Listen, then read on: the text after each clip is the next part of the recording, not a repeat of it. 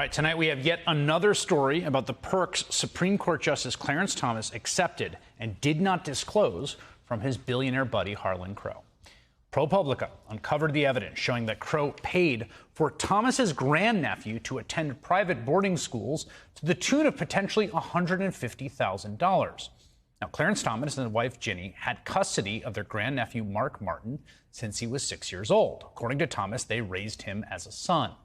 At Harlan Crow's recommendation, the Thomases sent Martin to Crow's alma mater for high school, Randolph-Macon Academy in Georgia, a military boarding school where Crow's name is on a classroom building. He also donated this bronze sculpture of the Air Force Honor Guard, bringing Clarence Thomas along for his 2007 dedication. And of course, Crow footed the bill for Martin's tuition, running between $25,000 and $30,000 a year at the time. When Martin transferred to a completely different boarding school in his junior year, Harlan Crow still paid $6,200 a month, as you can see on this bank statement. Now, that is certainly a nice thing to do for a young man from an underprivileged background and the family supporting him. But of course, the Thomases are not just any family. Clarence Thomas, as a justice on the highest court of the land, is required by law to disclose most gifts. And in fact, Thomas did disclose an earlier gift for his grandnephew's education. In 2002, Thomas reported receiving $5,000 from another friend, Earl Dixon. But he somehow never disclosed any of the tuition payments made by the Crows just a few years later. For his part, Harlan Crow is defending his actions. His office released a statement saying, in part, quote, "Harlan Crow has long been passionate about the importance of quality education and giving back to those less fortunate, especially at-risk youth."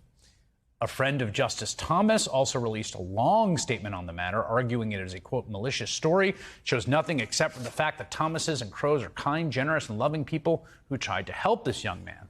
The statement also confirms that Harlan Crow did pay for Martin's first year at Randolph-Macon Academy and a year at his other boarding school in Georgia. I should note, the friend who wrote that long statement is the man depicted in the center of this painting. Harlan Crow, far right, commissioned this artwork to commemorate the time spent at his Adirondack resort every summer with Justice Clarence Thomas, second from the right.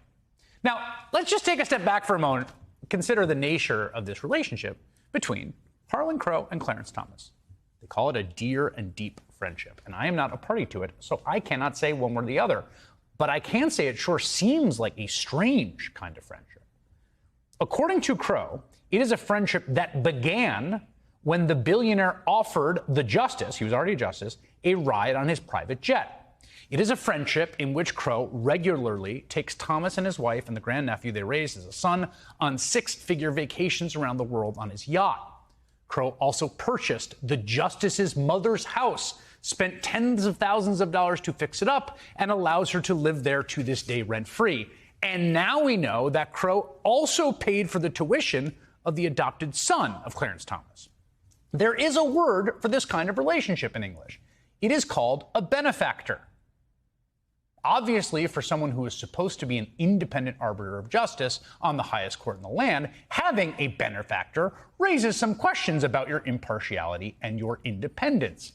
Even Crow himself does not seem to deny the true nature of this relationship. In an oddly honest-seeming interview, Crow was asked if he would still be friends with Thomas if Thomas was not a Supreme Court justice. Crow answered, quote, "It's an interesting, good question. I don't know how to answer that. Maybe not, maybe yes, I don't know." And when asked if he ever considered their friendship to be a quid pro quo, Crow did not say no. Instead, he replied, quote, "Every single relationship, a baby's relationship to his mom, has some kind of reciprocity." I have to say, it's a little unclear just who is nursing at whose breast in this metaphor. Senator Peter Welch is a Democrat of Vermont. He serves on the Judiciary Committee, called for a code of conduct for Supreme Court justices in the committee's hearing on Tuesday, and he joins me now. Senator, do you think these payments should have been disclosed, and do you think they're appropriate? I think they should have been disclosed, and they're totally inappropriate. I mean, that was a really damning introduction that you gave. You know, the Supreme Court used to be our most respected institution. 20 years ago, 2/3 of the American people looked up to it. Today, 2/3 of the people look down on it.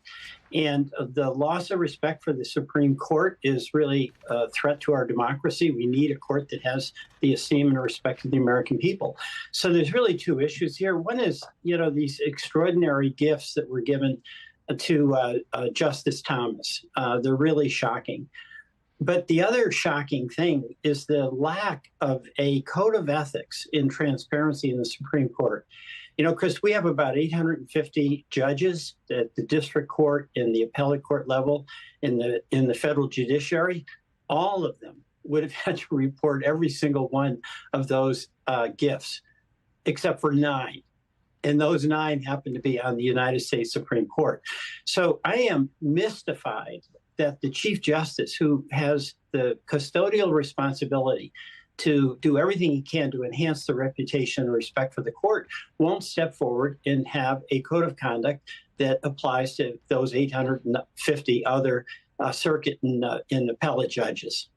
I want to bring another story to your attention because it just was published just before we came on air.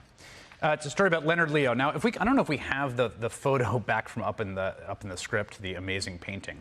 If there's any way to put that on screen right now, but Leonard Leo's also in that painting. He is notoriously the sort of mastermind behind the entire Federalist Society right-wing judicial network that vets judges and puts them on the court.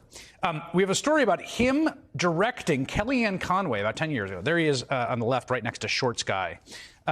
Him directing Kellyanne Conway to give Ginny Thomas $25,000 in payment through a nonprofit he was not on the board of. And he emphasized the paperwork should have no mention of Ginny, of course. This nonprofit would go on to pay her nearly $100,000, none of it mentioning that it's to Ginny Thomas. We don't know if the other payments were her as well, though they did pay her firm. This does not seem great. What do you think about that? Well, I'd use the word deceit. I'd use the word cover-up. I'd use the word evasion. It's clear that Leonard Leo knew that if this saw the light of day, it would cause controversy. And the bottom line here is that the court is getting itself in an immense amount of trouble, and that's bad for our democracy. Whatever the relationship is with Thomas and his benefactor, it's a pretty shocking thing to be getting vacations on yachts in Greece, in New Zealand, to be flying on private jets and have that not be known.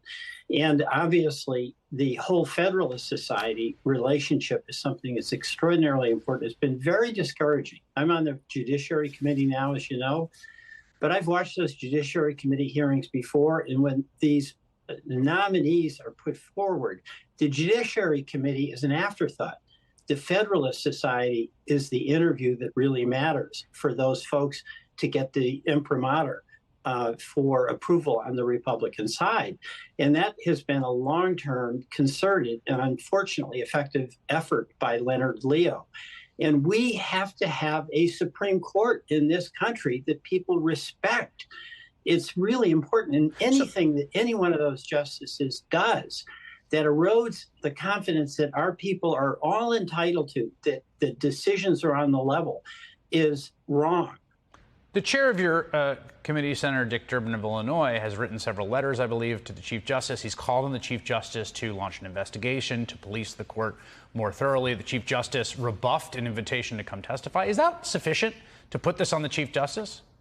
It absolutely, it is, actually. I mean, first of all, if the Chief Justice doesn't act, we can't.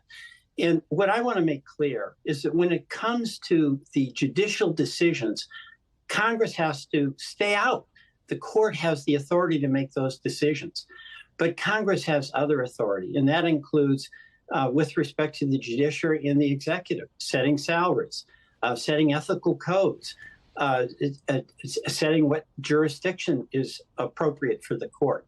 So there's a role that the legislative body plays in our system of checks and balances.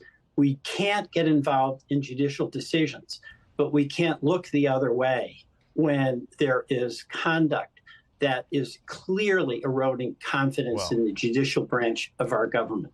I don't know anything in particular, but just based on what we've seen in the last few weeks, my suspicion is that there'll likely not be the end of this. We'll see. Senator Pierre Welch of Vermont, come back anytime. Thank you very much.